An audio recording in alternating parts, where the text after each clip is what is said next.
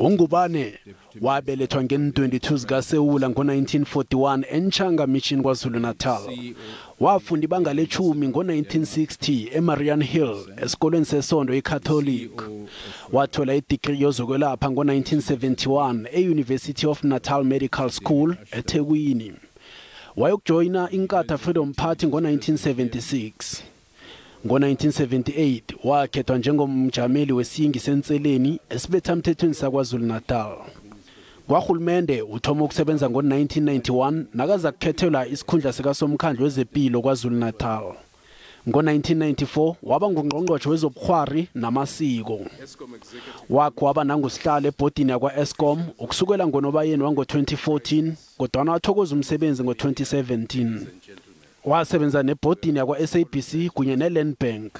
Ngo-2004 wakhethwa njengomzenda wenarha le eJapan ekusikhundla aba kiso kufikela ngo-2014.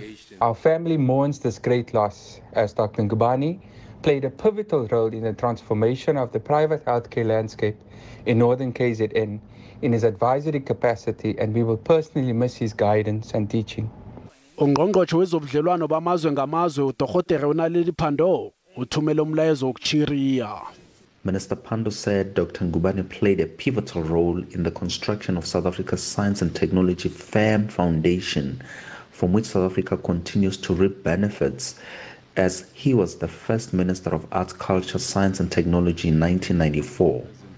uPandor uthi inarha lesamkolota amathokozo amakhulu uNgubane ngokudosa phambili amahlelo wezesayensi neteknoloji. Chairman of the ESCOM board.